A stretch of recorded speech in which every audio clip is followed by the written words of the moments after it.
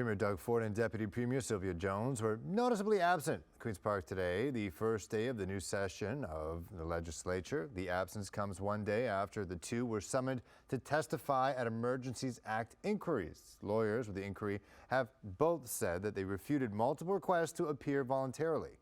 I think the member opposite would agree that this is certainly a policing matter and not a political matter. This is a federal commission which is looking into the federal government's invocation of the Federal Emergencies Act. Now, we are providing assistance to the commission by submitting key cabinet documents and, of course, ensuring that witnesses are available to the commission. Government House Leader Paul Calandra fielded questions about Ford and Jones's refusal. Opposition members criticized the government's response, saying the Premier needs to show up and explain what happened. Staying in Queen's Park, lack of housing, big issue in this province, across the country. But with 100,000 people arriving to Ontario every single year, the Ford government announced today how it plans to increase supply. Ontario Minister of Housing Steve Clark says one of the key pillars of the province's plan to reach 1.5 million new homes built by 2032 is gentle density. Giving property owners the right to build up to 3 residential units on most lots without needing a bylaw amendment to permit these added units. That means current homeowners could build a basement suite and garden suite a bit easier and quicker. The director of the Infrastructure Institute at U of T, Maddie Simiatiki, says the province is helping solve part of the housing problem. The missing middle and infill housing has been one of those areas that's been just such a tough nut to crack over the years.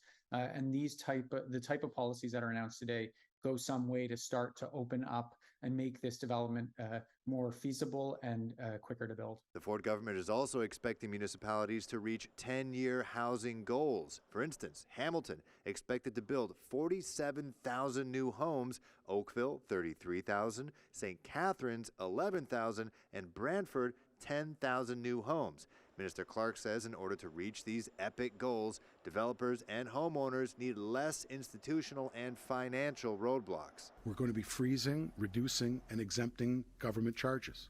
For example, if we want to ensure affordable housing and inclusionary zoning units, we want to make sure they're exempt from development charges. Simiatiki points out that cutting fees for developers only increases affordability if the developers themselves then pass those savings along to buyers.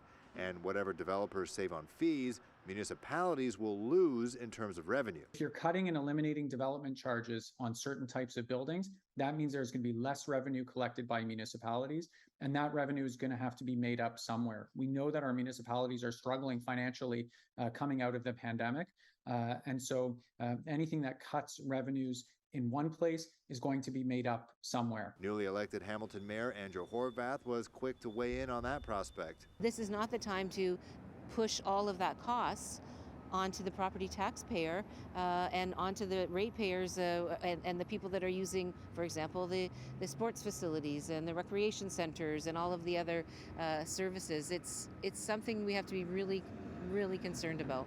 That there's about $8 billion that are in DC reserves across the province. If you look at the top 10 municipalities, it's probably around $6 billion. Minister Clark acknowledges that while the province can do its best to increase supply, high interest rates and inflation that's happening right now make it hard for many people to get into modest living spaces. But he says if they start building today, once the economy improves and rates settle down in a couple years, cities and towns will be in the right position to grow.